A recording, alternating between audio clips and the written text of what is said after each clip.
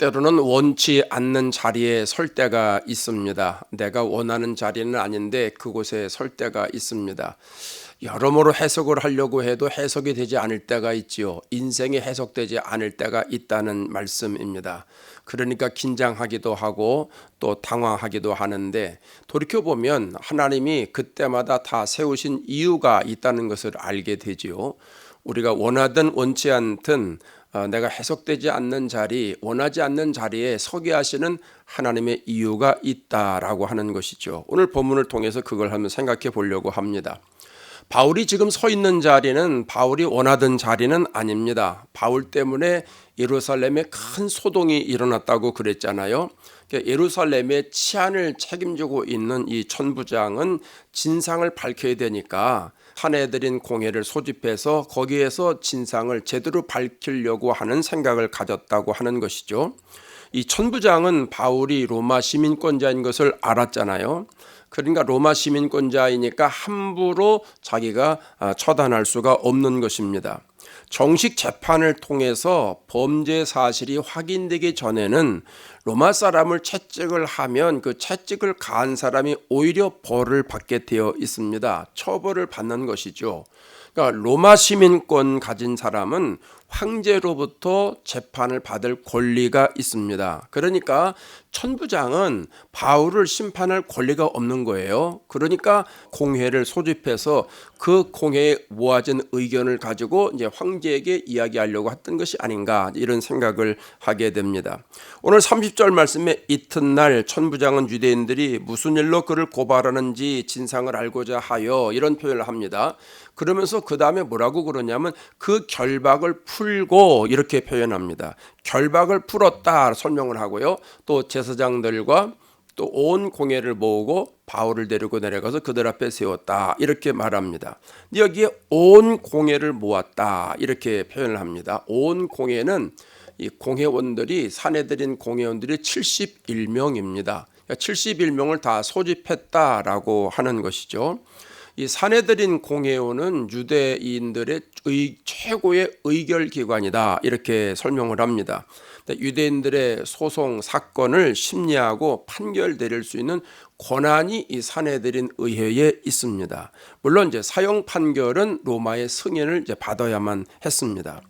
근데 천부장이 바울의 결박을 풀어주었다, 이렇게 설명을 하잖아요. 그럼 결박을 풀어주었다고 하는 것이 두 가지 의미로 해석을 할 수 있는데, 하나는 지금 바울은 쇠사슬에 묶여 있잖아요. 묶여 있으니까 묶인 걸 풀었다라고 하는 이런 의미가 되고, 또 하나는 로마 시민권이니까 함부로 압제할 수 없잖아요. 그러니까 로마 시민권자이기 때문에 자유의 신분으로 놓아주었다, 이렇게 설명할 수도 있습니다. 이 두 가지 의견을 저는 다 동의하기 때문에 두 개를 다 설명드릴 수 있겠다는 생각을 가지고 오늘 말씀을 드린 거예요. 자, 근데 바울이 공회원들을 바라보면서 한 말이 있습니다. 1절에 이렇게 나옵니다. 바울이 공회를 주목하여 이르되, 여러분 형제들아, 오늘까지 나는 범사의 양심을 따라 하나님을 섬겼노라 하거늘. 자, 처음에 뭐라고 그럽니까?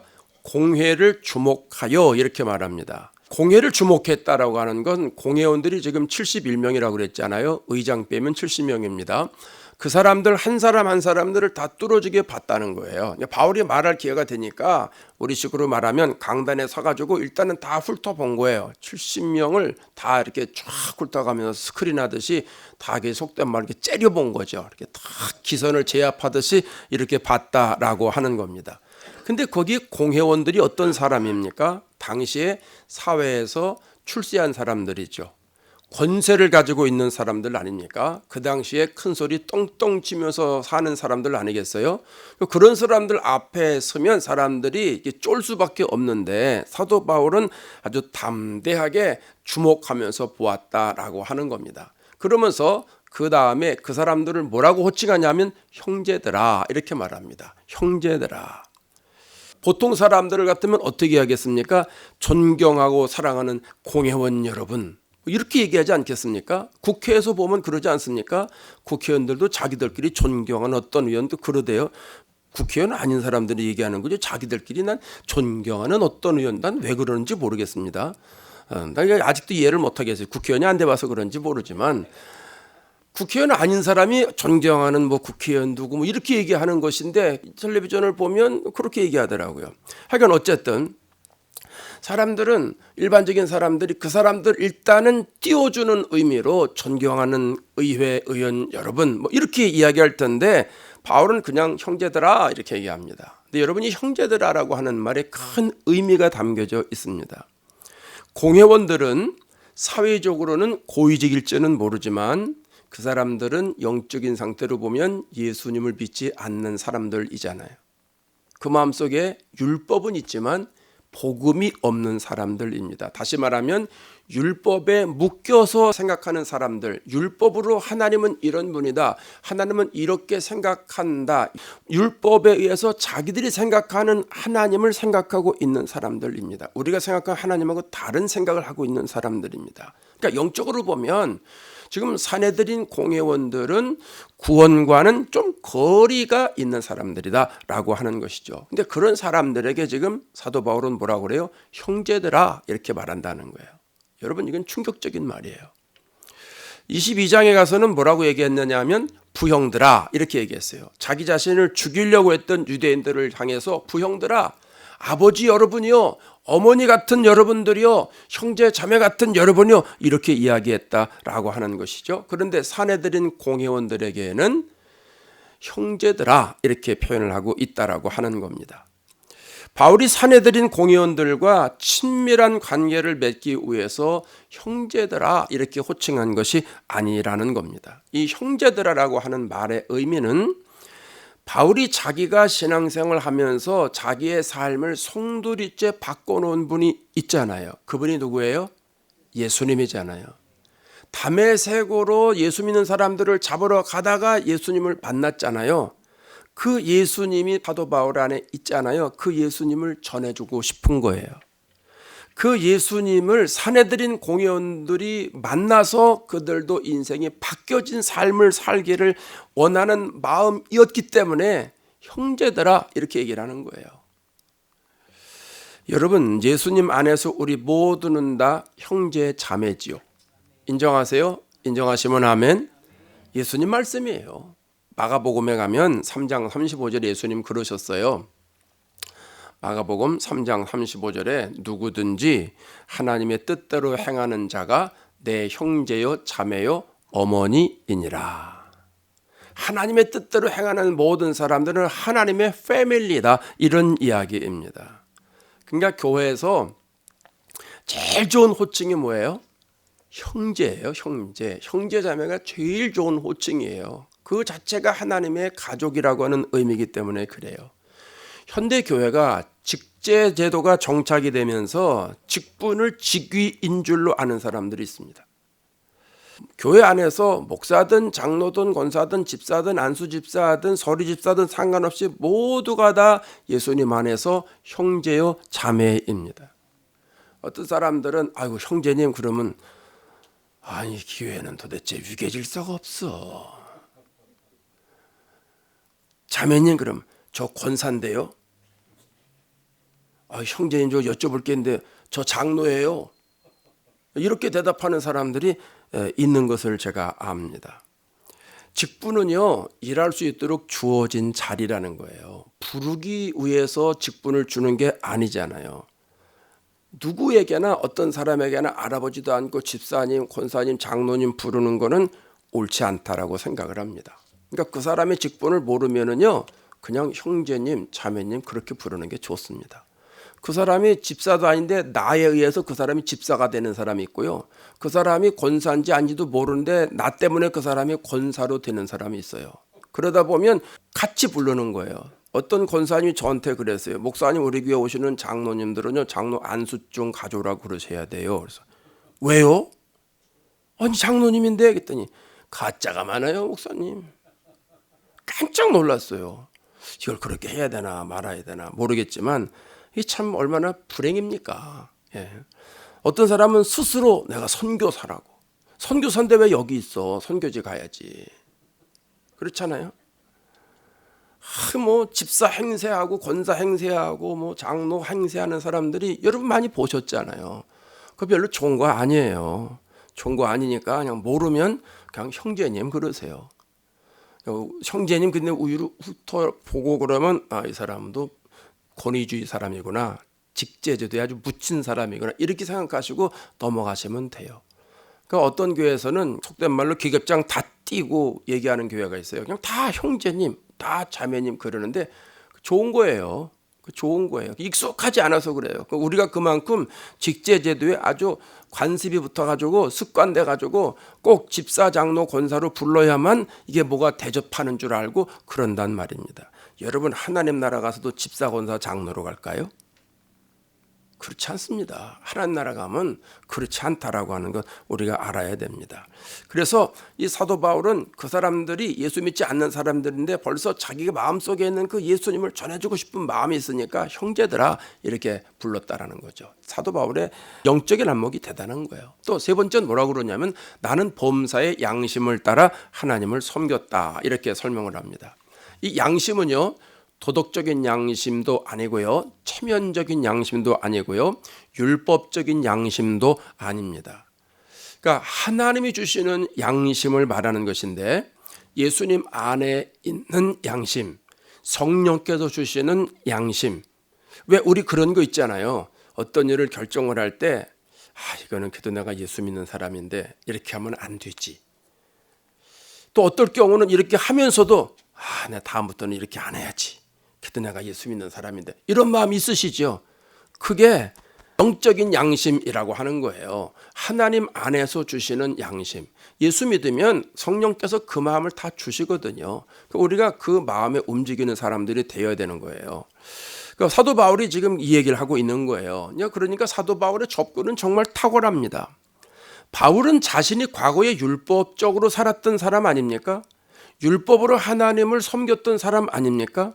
그럼 그 자리에 있는 애들인 공회원들, 그 사람들도 율법을 따라, 율법의 양심을 따라 하나님을 섬기는 사람들입니다. 그러니까 이 말은 무슨 의미냐 하면, 나는 과거에는 율법에 따라서 율법의 양심을 따라 하나님을 섬겼지만 지금은 하나님이 주시는 양심에 따라서 하나님을 섬기고 있는데 당신들은 어떤 마음으로 하나님을 섬기고 있느냐, 지금 이걸 물어보고 있는 거예요.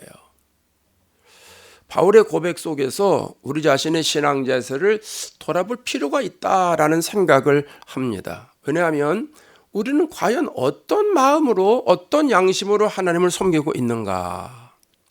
모태신앙 가지고 있는 사람들은요, 모태 양심 가지고 섬기겠죠. 교회 다니는 게 어릴 때부터 다녔으니까 편해요.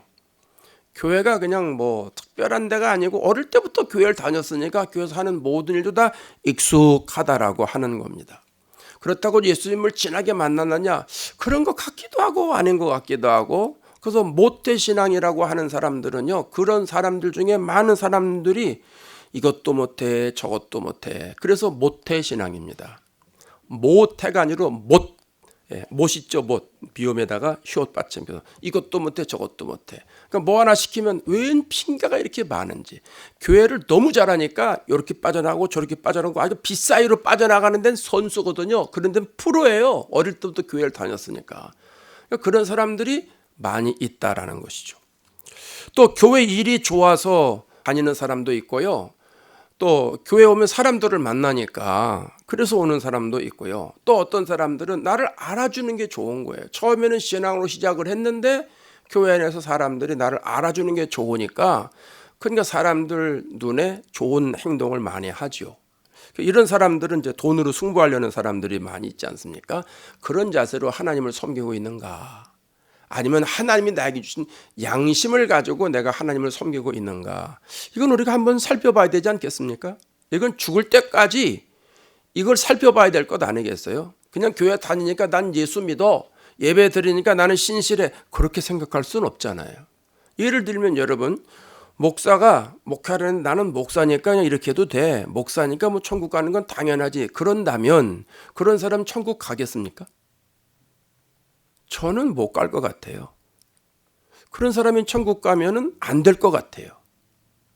그렇잖아요. 물론 제가 그 사람은 못 갈 것 같고 갈 것 같고 이걸 정할 수 있는 건 아니에요.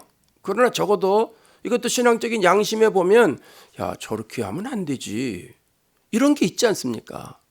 그러니까 우리 다 그 마음 가지고 살아야 된다는 거예요. 저는 그래도 하나님이 목사의 직분을 주셨는데 이렇게 신앙생활하면은 안 되지. 이런 양심은 우리가 가지고 있어야 되지 않겠느냐. 여러분도 마찬가지입니다. 장로님은 그래도 내가 명색이 장로인데, 권사님들은 그래도 내가 명색이 권사인데, 이렇게 신앙생활하면 안 되지. 하나님을 만난 기쁨을 가지고 성령이 주신 마음 가지고 하나님 주신 양심에 따라서 내가 신앙생활 해야지, 이런 마음 가지고 살아야 되지 않겠느냐 하는 것이죠. 그 마음 가지고 사실 수 있기를 바랍니다. 그래서 우리가 하나님께서 주신 마음에 이끌려서 열심히 하나님을 섬기다가 머지않은 날에 하나님이 우리를 와라. 그럼 하나님 나라에 가가지고 잘했다, 착하고 충성된 종아, 이런 소리를 들어야 될 것 아니겠습니까? 이 복된 소리를 다 들으시도록 하나님 주시는 양심에 따라 섬기는 축복을 누리시기를 바랍니다. 자, 바울이 범사의 모든 일에 양심에 따라 하나님을 섬겼다, 이제 이렇게 얘기를 하니까 아나니아 제사장이 심기가 좋을 리가 없습니다. 불편합니다. 자, 여기서 우리가 성경 공부하듯이 하나 지식적인 거 하나 배우자고요. 사도행전에 아나니아가 몇 번 나온다고요? 가르쳐드리잖아. 자, 사도행전에 아나니아가 몇 번 나온다고요? 3번 나오잖아요. 3번. 5장에 가면 아나니아와 삽비라 부부할 때 아나니아 나오잖아요. 자기 재산을 다 팔았어요. 성령의 감동 주셔서. 그러니까 팔았다가 좀 아까운 거죠. 얼마는 이제 남겨놓고 얼마는 들였다가 이제 거짓말 시켰다가 죽었죠. 또 사도행전 9장에 가면 다메섹에 아나니아가 있었죠. 사도 바울이 다메섹 가다가 하나님을 만나가지고 눈 이제 못 보게 됐잖아요. 그럴 때 하나님이 다메섹에 가면 아나니아가 있다. 그래서 이제 아나니아에 가서 안수받죠. 안수받고 비늘 같은 것이 다 떨어져서 새로운 것을 보게 되지 않습니까? 그 다음에 3번째 아나니아가 나오는데 오늘 본문에 대제사장 아나니아가 나옵니다. 자, 아나니아 삽비라 중에 아나니아, 다메섹의 아나니아, 대제사장의 아나니아.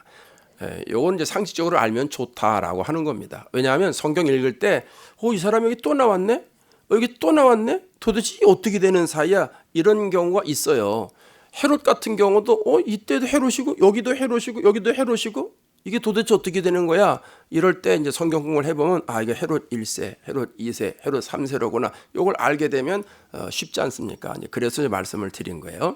자, 대제사장 아나니아가 바울의 말에 자기가 떳떳하지 못하니까 반응을 하게 됩니다. 왜냐하면 자기는 그동안 하나님 주신 양심에 따라 신앙생활한 게 아니라 율법적인 양심에 따라 하나님을 섬겼기 때문에 그게 불편한 거예요. 진실을 말하면 사람들이 반응한대잖아요. 그래서 이렇게 이야기를 하는 거예요. 그러면서 하는 말이 오늘 본문에 뭐라고 그러냐면 2절에 가면 바울 곁에 서서 사람들에게 뭐라고 하냐면 그 입을 치라. 그 입을 치라. 이거 좀 더 쉽게 번역하면 닥쳐라 이놈. 이런 거예요. 닥쳐라 이놈. 저놈의 입을 쳐라. 뭐 이렇게 얘기를 한 거죠. 그 얘기가 뭐예요? 인격적으로 모독하는 말이죠. 인격적으로 그 권세로 그냥 눌러버리려고 저놈을 쳐! 이렇게 얘기를 했다라고 하는 것이죠. 근데 바울도 가만히 안 있어요. 3절을 비춰줘 보세요. 바울이 이르되 회칠한다며. 어이구, 회칠한다며. 여러분, 회칠한다며 이게 뭐예요? 예수님 말씀이에요. 예수님이 서기관들과 바리새인들에게 뭐라고 그래요? 회칠한 무덤이요, 이런 표현했잖아요. 이게 그 말이에요.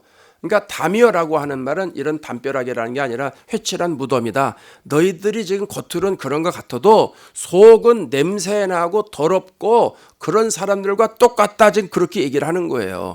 그래서 사도 바울은 대제사장의 이중성이라고 그럴까요? 네가 겉으로는 지금 예수를 잘 믿는 것 같고 겉으로는 하나님을 잘 섬기는 것 같지만 속으로는 아니지 않느냐. 속으로는 율법적으로 다 덧칠해 있지 않느냐. 이러고선 이제 회칠한 담이라고 표현을 하는 거예요. 그러니까 옆에 있던 사람들이 이제 대제사장을 막 돕죠. 그래서 야, 네가 하나님의 대제사장을 네가 욕하느냐? 그러니까 사도 바울이 또 인격적인 예의를 갖춰서 그래? 대제사장이야? 난 대제사장인 줄 몰랐어. 이렇게 사과를 합니다. 이 사과하는 것은요, 대제사장 그 직위에 대한 존중을 나타나는 것이지 자기가 말한 걸 다 취소하고 사과하고 잘못됐다, 그 말이 아니라고 하는 겁니다. 그런데 오늘 생각해 보려고 하는 건 뭐냐면 바울이 대제사장에게 치욕적인 말을 듣지 않습니까? 치욕적인 말을 들을 때 웬만한 사람 같으면 막 흥분했을 겁니다. 저희 닥치게 만들어 이럴 때 뭐라고 대제사장이면 다야 뭐 이러면서 또 서로 장군 멍군 계속 싸울 것 같은데 사도 바울은 그런 상황에서도 복음의 핵심을 이야기하는 걸 보게 됩니다. 이게 대단한 거예요. 6절을 한번 비춰줘 봐요. 6절. 나는 바리새인이요 바리새인의 아들이라 죽은 자의 소망 곧 부활로 말미암아 내가 신문을 받노라. 자, 산헤드린 공회원들 71명은 대부분 서기관들과 바리새인으로 구성이 되어 있는데 이 사람들이 서로 두 패로 나눠져서 가끔 싸웁니다. 왜 그러냐 하면 신학적인 문제가 다르다는 거죠. 견해가 다른 거예요. 또 생활 방식에 있어서 현격한 차이가 나는 거예요. 또 어떻게 차이 나는가? 8절을 한번 먼저 볼게요. 8절. 사두개에는 부활이 없고 천사도 없고 영도 없다 하고 바리새인은 다 있다 함이라. 자, 사두개인들은 성경은 믿는데 모세 오경만 믿어요. 모세 오경. 다른 성경은 믿지 않습니다. 그리고 부활을 안 믿어요. 천사도 없다고 그래요. 영도 없다고 그래요. 그럼 이 사람들은 뭘 중요하게 여겼냐? 사두개인들은 현실 세계를 중요하게 여깁니다. 현실. 그러니까 이 땅에서 잘 먹고 잘 사는 거, 이 땅에서 예의 갖추고 사는 거, 그냥 도덕성, 윤리성, 또 물질주의 여기에 빠질 수밖에 없다라고 하는 거죠. 근데 바리새인들은요, 모세 오경뿐만 아니라 우리가 지금 읽고 있는 구약 성경 전체를 다 정경으로 인정을 합니다. 그래서 바리새인들은요, 부활을 믿어요. 다 있다고 그랬으니까 부활도 있고 천사도 있고 영도 있다. 이렇게 이야기를 합니다. 그러면 여러분, 바리새인들은 부활을 믿는 거잖아요. 부활을 있다고 그랬잖아요. 부활도 있고 천사도 있고 영도 있다. 이렇게 했잖아요. 그럼 궁금한 게 생기지 않겠어요? 바울이 지금 전하는 게 부활을 전하는 거잖아요. 그럼 바리새인들은 부활을 믿는데 왜 부활을 또 전해? 믿는데? 이런 문제가 생기거든요. 근데 차이가 있어요. 바리새인들의 부활은 내세를 믿는 막연한 부활이에요. 그냥 막연한 부활. 바울이 전하는 부활은 예수님의 부활입니다. 예수님의 부활. 십자가에 달려 돌아가신 예수님의 부활을 바울은 전하는 거고, 이 바리새인들은 그냥 사람이 죽으면 부활할 거야. 그런데 예수님의 부활을 안 믿는 거라는 거죠. 그러니까 사도 바울이 예수님의 부활을 전한다는 명분을 가지고 죽이려고 하는 것 아니겠어요? 이런 차이가 있다라는 거예요. 그래서 결국은 바리새인들과 사두개인들이 서로 다툼이 일어날 수밖에 없었다는 거죠. 서로 그 일 때문에 다툼이 일어나요. 그래서 10절 마지막 절에 가면 큰 분쟁이 생기니 이런 말을 합니다. 큰 분쟁이 생겼다라고 하는 것은요, 그냥 말로다가 논리적으로 설명하고 토론하고 이런 문제가 아니라 원어의 뜻은 뭐냐면 주먹을 휘두르고 뒤엉켜서 막 싸우는 것을 말합니다. 가끔 국회에 보면, 우리나라도 그 전에 보면 그냥 막 국회에서 국회의원들이 그냥 볼상사납게 멱살 잡고 싸우고 이러잖아요. 그래서 이제 그렇게 하는 사람은 안 된다고 이제 법을 만들고 뭐 선진화법인가 뭘 만들었잖아요. 또 얼마 전에 보니까 대만에서도 국회의원들이 그냥 국회에서 멱살 잡고 싸고 뭐 싸우고 그럽디다. 그런 걸 얘기를 하는 거예요. 그러니까 사도 바울의 말을 듣고 사두개인들과 바리새인들이 지금 두 패로 딱 나눠가지고 싸움판이 일어났다라고 하는 거예요. 여러분, 여기서 우리가 중요한 걸 발견해야 됩니다. 교리에 갇히거나 진영 논리에 빠지면 복음을 잃어버리게 된다는 거예요. 사두개인들이나 바리새인들은요, 바울이 지금 이야기하려는 것을 안 들어요. 뭐에 갇혀서? 자기들 논리, 자기들 이념에 갇혀가지고 다른 게 안 들어오는 거예요. 만일에 이 사람들이 바울의 이야기를 조금만 더 들었더라면 어떻게 됐을까요? 하나님께서 예수님을 이 땅에 보내주시고 십자가에 달려 돌아가게 하시고 그분이 3일 만에 부활하셨다는 이 복음을 그들이 끝까지만 들었더라면 어떻게 됐을까요? 예수님의 십자가 사건을 통해서 하나님이 백성들을 구원하시려고 하는 이 하나님의 심정을 그들이 들었더라면 어떻게 됐을까요? 복음을 깨닫고 회개하고 구원의 은혜를 누리지 않았을까? 이런 생각을 합니다. 바울이 보통 사람이 아니잖아요. 8일 만에 할례를 받았다고 그러잖아요. 바리새인이에요. 베냐민 지파예요. 히브리인이에요. 유대인이에요. 로마 시민권자예요. 율법으로 흠이 없는 사람이에요. 그러면 이 사람들이 사도 바울의 이 스펙을 알기 때문에, 그러면 저 사람이 도대체 저렇게 좋은 스펙을 가지고 왜 모든 걸 다 해로 여기고 고난을 받으면서 환난을 받으면서 핍박을 받으면서 죽을 각오를 하면서 복음을 전하는지, 그 이유를 좀 들어보기라도 해야 되는 것 아니겠어요? 자기들보다 스펙이 월등하게 뛰어난 사람인데 왜 저 사람은 목숨을 내놓고 저렇게 예수 그리스도라고 하는 분, 그분이 십자가에 돌아가셨고 부활하셨다고 하는 것을 저렇게 목숨 걸고 전하고 있을까? 도대체 그 이유를 한번 들어봅시다.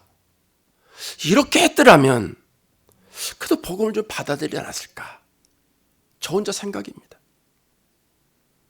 사도행전 2장에 베드로의 설교를 끝까지 들은 사람들이 뭐라 그래요? 우리가 어찌할꼬 하거늘. 말씀을 끝까지 들은 사람들의 외침이 뭐예요? 그럼 우리가 어떻게 했으면 좋겠느냐?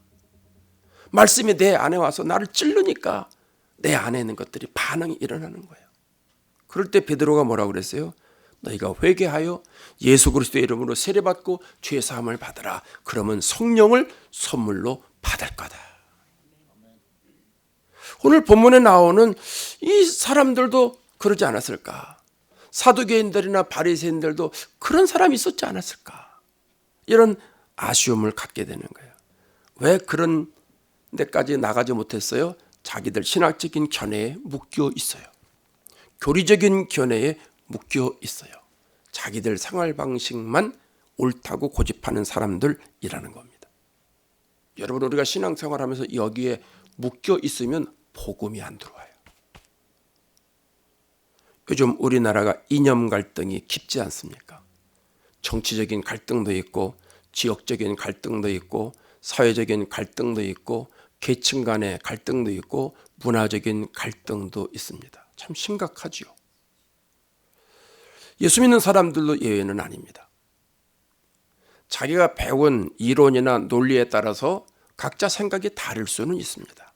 이념도 다를 수가 있습니다. 그걸 부정하는 건 아닙니다. 그걸 다 인정해야 됩니다. 그러나 예수 믿는 사람들도 그 논리나 이념에 갇히면 매몰됩니다. 그러면 그 다음부터는 복음이 눈에 안 들어옵니다. 어떤 복음이 들어올까요? 자기하고 같은 논리에 있는 사람이 주장하는 복음만 받아들입니다. 그렇지 않은 사람들의 복음은 복음으로 인정을 안 한다라고 하는 겁니다. 그래서 우리가 신앙생활하면서 어떤 이의 논리나 이론을 주장하게 되면 복음을 놓치는 경우가 많다라고 하는 거예요. 이론이나 논리뿐 아니라 교리도 마찬가지예요. 교리만 주장하면 교리에 얽매이게 돼서 그 사람은 그 교리 안에서만 신앙생활해서 더 깊은 복음의 맛은 느끼지 못한다라고 하는 것이죠. 마찬가지로 이념에 묶이면 복음을 이념에 가둬둬 버립니다. 그러면 반쪽짜리 신앙생활을 하게 될 수밖에 없습니다. 이념은 서로 다를 수 있습니다. 논리는 다를 수 있습니다. 그러나 예수 그리스도의 복음을 받아들이는 마음은 똑같아야 됩니다. 교회는 복음 중심이 되어야 합니다. 교회는 이념 중심으로 되면 망하는 겁니다. 그건 교회가 아닙니다. 이념이 서로 다르더라도 교회 안에서 예수님 중심으로 복음 안에서 나아가야 됩니다. 그래야 그 복음이 내 안에 들어와서 내 삶을 뒤집어 놓는 거예요. 내 삶을 이끌어가는 거예요. 그래서 교회에 와서는 정치적인 성향이 달라도 그 얘기하지 말라고 제가 당부드리는 이유는 거기에 있는 거예요. 여러분, 우리 교회가 어느 한쪽에 서서 나아갈 수가 없잖아요. 교회는 그게 아니잖아요. 교회는 누구나 나와야 돼요. 속된 말로 말하면 좌파도 오고 우파도 오고 다 와야 돼요. 중도파도 오고 다. 그건 정치적인 이념이지 신앙적인 이념이 아니기 때문에 그래요. 근데 교회는 하나님을 섬기는 곳이니까 여기서 하나님만 섬기라는 거예요. 그 얘기를 통해서 자기 논리를 확장시키든지 다른 사람을 전도하든지, 아니 영혼 구원에 전도해야지 왜 정치적인 논리로 전도를 하려고 그러는지, 그러면 교회가 쪼개지는 거예요. 정말 마음 아픈 일이지만 우리 교회도 그런 분이 있었지 않습니까? 작년에 김동호 목사님 집회 오셨다고 그래서 그분 제가 개인적으로 친분이 있으니까 뭐 이제 번개팅 한다고 페이스북에 올라와 있더라고요. 그분은 어디들 가면 부흥회 가면 꼭 부흥회 끝나고 저 번개팅 하자고 올리더라고. 어디를 가시든지 그러더라고. 그 재미 붙이셨는가 봐. 그래서 이제 여러분 갔잖아요. 몇몇 분 저하고 같이 갔었잖아요. 예배 끝나고 가가지고 갔다 왔는데 어느 교인이 교회를 안 나와서 왜 안 나오시냐 그랬더니 목사님이 좌파라 교회를 안 나간다고. 내가 좌파인지 그때 알았어요. 참나. 김동호 목사님이 좌파래. 난 그분이 우파인지 좌파인지는 몰라요. 근데 복음 정신이 매료가 돼가지고 그분 제가 좋아하거든요. 복음 정신, 예수 믿는 사람들의 가치를 깨우쳐주는 말씀을 많이 했기 때문에 제가 그 책을 많이 읽었거든요. 그분 보기에는 김동호 목사님이 이제 좌파라는 거예요. 그러니까 거기에 갔다고 저도 같이 좌파로 그냥 매몰돼가지고 그냥 도매금으로 가버렸어요. 그래서 좌파인 교회 목사 설교 안 듣는다는 거예요. 참 어리석은 일이죠. 여러분, 제가 교회 지금까지 목회하면서 우리 교회에서 정치적인 견해를 설교 시간에 얘기한 적이 있습니까? 여러분이 저한테 얘기하면 제가 그러죠. 걱정하지 마시라고. 우리나라 안 무너진다고. 우리나라 강한 민족이고 정치적으로나 경제적으로나 군사적으로나 세계 강대국인데 걱정하지 말고 그냥 신앙생활 잘하시고 나라를 위해서 기도나 하시라고. 제가 그렇게만 말씀드리잖아요. 나라가 아주 망할 지경 됐으면 얘기합니다. 3.1운동 때처럼 그 정도 됐으면 얘기합니다. 근데 우리나라 굉장한 나라입니다. 위태위태한 것 같죠? 아니요, 위태위태지 않아요. 괜찮아요. 그러니까 너무 거기에 휘몰려 다니고 그러진 마세요. 그걸 아는 건 상관없어요. 괜찮아요. 여러분 취향대로 하세요. 그것까지 맞고 그러진 않아요. 제가 이렇게 좁은 목사는 아니에요. 여러분 취향이 다 다르니까 그거 다 보세요. 괜찮아요. 지지하세요. 괜찮아요. 그러나 거기에 묶여서 교회에 와가지고 그게 연속적인 선산에서 신앙생활하면 안 된다라고 하는 거예요. 교회 와서는 복음 중심으로 말씀 중심으로 신앙생활해야 내 신앙이 건강하게 된다. 이걸 말씀드리려고 그러는 거예요. 여기에 사두개인들과 바리새인들이 지금 그렇게 못하니까 제가 보기엔 너무너무 안타까운 거예요. 사도 바울이 어떤 사람인데 사도 바울의 말 좀 끝까지 좀 들어보지. 사도 바울이 왜 복음을 그렇게 전하는지 정말 침찍이면서 얘기했을 거 아닙니까? 그걸 좀 들어보지. 그러면 그중에 한 사람이라도 구원받은 사람이 있었을 텐데 그거는 듣지 않고 그냥 사도 바울을 죽이려고만 하니까 자기들 논리를 앞세워가지고 그러니까 결국은 복음하고 거리가 먼 사람들이 되지 않았나 이런 생각을 하게 됐다는 것이죠. 자, 말씀 정리합니다. 우리들이 살아갈 때에 때로는 원하지 않는 자리에 설 때가 있습니다. 주님이 보내신 겁니다. 거기서 우리는 어떻게 해야 됩니까? 그곳에서도 복음을 전해야 됩니다. 사도 바울은 그 자리에서도 복음을 전하지 않습니까? 부활의 복음을 전합니다. 하나님이 나를 이곳에 세운 이유는 복음을 전해서 영혼 구원하기 위함이구나. 이렇게 깨닫고 그 자리에서 복음을 끝까지 증거하는 저와 여러분 되셔서 저와 여러분의 입술을 통해서 전해지는 복음으로 인하여 한 영혼 한 영혼 구원되는 축복이 있기를 바랍니다. 기도하겠습니다.